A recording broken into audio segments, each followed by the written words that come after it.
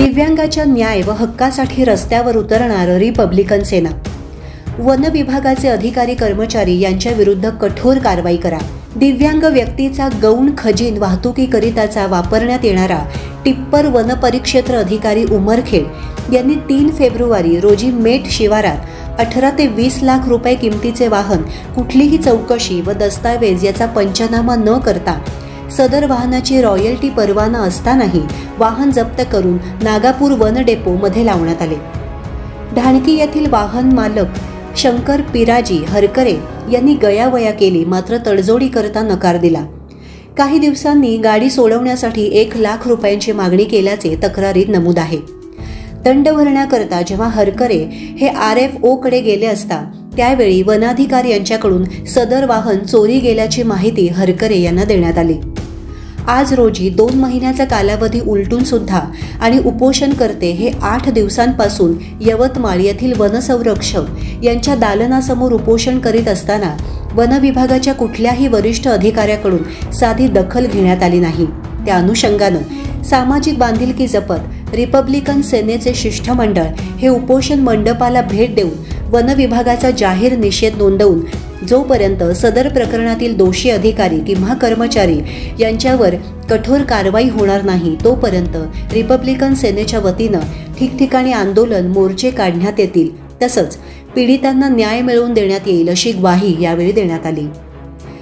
यावेळी रिपब्लिकन युवा सेनेचे जिल्हाध्यक्ष सुनील पाटील चिंचोलकर, शहराध्यक्ष शुद्धोधन दिवेकर, तालुका अध्यक्ष गौतम नगरे, तालुका उपाध्यक्ष भीमराव खंदारे, तालुका सरचिटणीस साहेबराव कदम, साई पाटील, इंदू इटकरे व मोठ्या संख्येनं कार्यकर्ते उपस्थित होते। 2 महिन्याचा कालावधी केला। या 2 महिन्याच्या कालावधीमध्ये त्यांची उपजीविका गाडीच्या याच्यावर आहे हा तर झाला आणि त्यानंतर अतिरिक्त पैशांची मागणी करण्यात आली असा सुद्धा यांचा गंभीर आरोप आहे।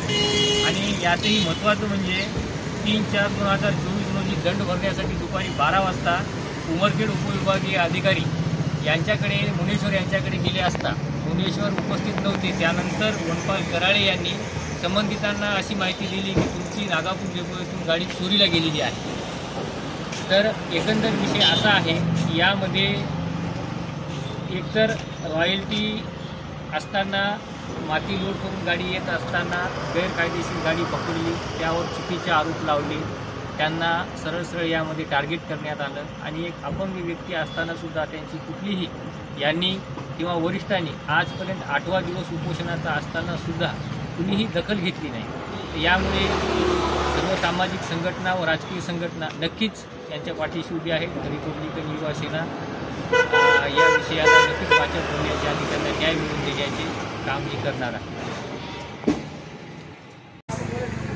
साहेबरावजी कदम यांनी आपल्या यवतमाळ येथे CCF ऑफिसजवळ 8 दिवसापासून एका अपंग व्यक्तिमत्वाचं त्यांच्या न्याय हक्कासाठी जे चालू आहे आंदोलन उपोषण, त्या संदर्भात आम्ही इथे वास्तविक हकीकत त्यांची जाणून घेऊ आणि प्रशासनाचा ढिसाळपणा आणि अधिकारी वर्गाचा बेजबाबदारपणा आणि एक 4 ते 5 दिवसापासून एकही अधिकारी येथे फिरून त्यांनी साधी विचारपूससुद्धा करण्याची तसदी घेतली नाही। या गोष्टीचा मी जिल्हाध्यक्ष रिपब्लिकन युवा सेना यवतमाळ यांच्या वतीनं जाहीर निषेध करतो।